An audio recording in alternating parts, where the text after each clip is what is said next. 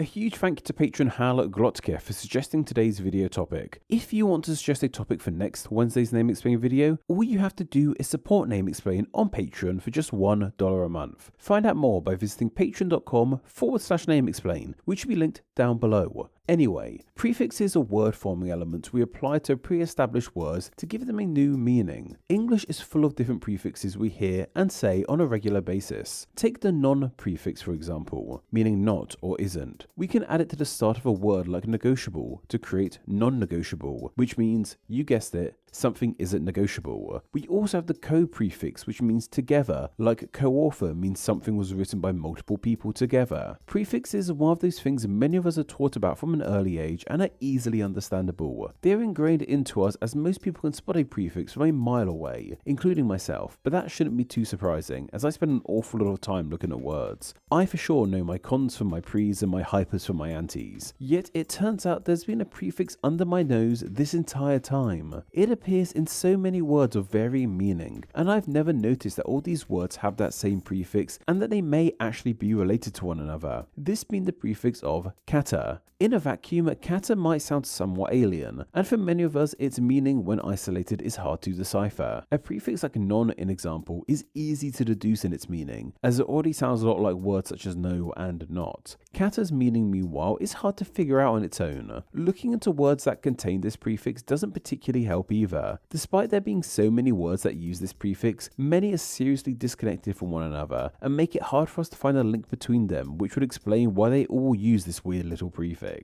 Take the word of cataclysm for example. We use this as the name of a large violent event, as well as its adjective form of cataclysmic. Despite just saying how disconnected all these kata words are, there is one with a similar meaning to cataclysm, that being catastrophe. This also means a disaster of some kind. Like you could say the meteor which killed the dinosaurs was a cataclysmic catastrophe or something. But speaking of rocks hurling through the sky, we see another use of the kata prefix in the word of catapult. These are weapons more often linked with ancient warfare, which were used to send huge heavy projectiles at enemies. Away from disaster, we see the kata prefix pop up in the realm of science too. Take a word like catalyst. This is the term we use for a substance which helps a chemical reaction of some kind execute faster. Yeah, I did GCSE science, as I'm sure you can tell. The word has picked up meaning in wider language too, meaning something that helps speed along something else. You could say something like the smoke coming out the oven was a catalyst to buy a new one. We also have catabolic too. I once again have to whip out my science GCSE to explain this one. It's the word to refer to a process in which complex molecules are broken into smaller, far more simple ones. But then we also find the kata prefix in words that seemingly have no relation to destruction or science. And the best example of that is probably with the word catalogue. Catalogue is the word we use for a collection of things, like you can have a catalogue of information for a certain subject. For me, however, the word catalogue only brings one thing to mind: the glorious Argos catalogue. Man, Argos stopped printing that catalogue in 2020 and the world's been downhill ever since. Nostalgia aside, what all these words show us is that the kata prefix can pop up in all kinds of places across language, from words relating to destruction, words used in specific scientific fields, to a staple of my childhood. This is unlike many other prefixes we see in English, where we can easily see how the words that use them connect to one another and understand why that prefix is being used in all of them. As already mentioned, these kata words all seem so disconnected to one another, it never really occurred to me that it was an actual prefix. I would have presumed that all these words started with kata simply down to a coincidence. This is compounded by the fact that in most cases, the words that feature this prefix don't really stand up on their own as actual words without it.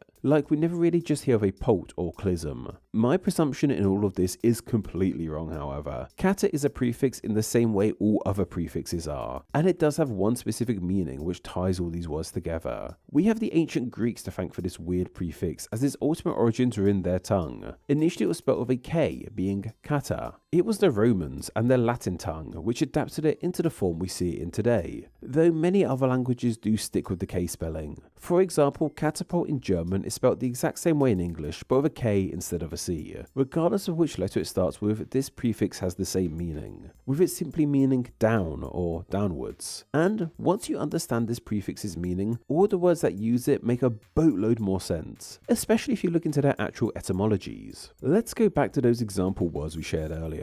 with the first of them being cataclysm. While it can now be used for any kind of disaster, it has its origins with the biblical flood, which saw Noah save 2 of every animal. The first half of this word, as we know, means down, while the second half comes from the Greek klister, meaning to wash. This relates deeply to that devastating flood, as the rain all fell down and washed everything away. Since then, the word cataclysm has gone on to mean all kinds of disasters, as opposed to just floods. Then we have catastrophe. The latter part of this word means to turn, so the word altogether means a downturn, which perfectly describes what a catastrophe is. A downturn is something that was once all okay. The pult in catapult, meanwhile, comes from a term meaning to toss or hurl. This, along with the cata prefix, means a hurl downwards, which perfectly matches the downwards trajectory of a catapult's ammunition. The latter half of catalyst means to loosen or cut up, so the word in full means to loosen down. This is once again fitting, as the purpose of a catalyst is to loosen up the chemical it has been paired with to react to. The bollock in catabolic, sorry, I just realised that when I said bollock on its own,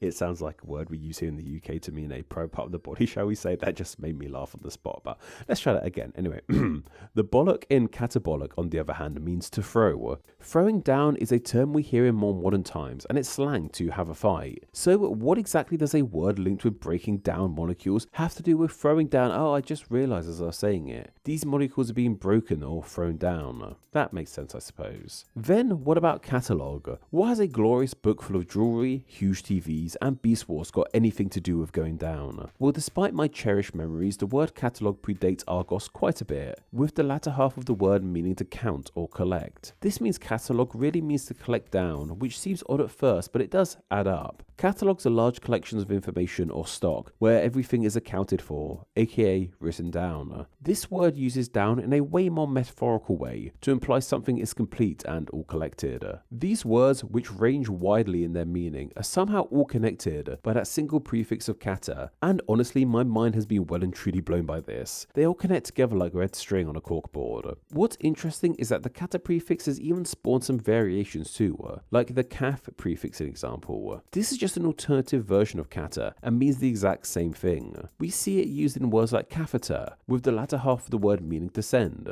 This is because catheters are used to send down all kinds of medications into the body when they are needed. Likewise, we see it in cathode too. This is another science term relating to electrodes. It's most commonly heard in the term cathode ray tube, or CRT, which is the way old TVs functioned, like the ones you'd find in an Argos catalogue. Man, anyone watching this from a country that doesn't have Argos is going to be so confused by this. I think they're only in the UK today, but apparently they used to be a thing in Ireland and China too, of all places. But anyway, the ode in cathode comes from the Greek hodos, meaning a track or path. So cathode means a path down, which must relate to the flow of electricity, I imagine. As well as the kaf form of this prefix, we have the kata version of it too. This is most commonly seen in the word category. The gory in this word comes from old roots meaning to gather, so the word means to gather down, which makes sense as we gather things and put them down into categories. And in some rare cases, the kata prefix holds onto its ancient Greek root and can still be seen spelt with a K. This is seen in a word like katabatic, a term for a wind going downhill. Once again, my mind has been completely and utterly blown by all of this. Just when you think you know about all the prefixes, another one just pops up out of nowhere. And it's not even been out of nowhere. The kata prefix has been here for a supremely long time. It just doesn't get the same level of love and attention that other prefixes get. But you know what? This prefix needs more love. Maybe we should start using it in the same way we use other prefixes, and start adding it to the start of other words. Maybe we could say cataspiral instead of downward spiral, or even call an elevator a catavator when it goes down. These are just silly ideas off the top of my head, but I'd love to hear yours. But then again, maybe we should keep this prefix a little secret to ourselves and not let everyone understand its meaning, so it can maintain that energy of being a really weird prefix. Name Explained depends on viewers like yourself supporting the channel financially on Patreon, so a huge thank you to everyone who does. Donating just $1 a month helps the channel amazingly and gets you bonuses including ad-free videos, exclusive content, the power to request ideas to be made into actual Name Explained videos, and your name at the end of the video with all these awesome people. Visit patreon.com/Name Explained or click the link down below to find out how you too can support the channel. Thank you. Thanks for reaching the end of the video. Why not watch another and subscribe to keep up to date on all things Name Explain. You can find myself on Instagram where I'm NameExplainYT, and join the Facebook group Friends of Name Explain to talk with myself and other name nerds. All that will be linked down below. Anyway, I hope you enjoyed this video, and once again, thank you all so much.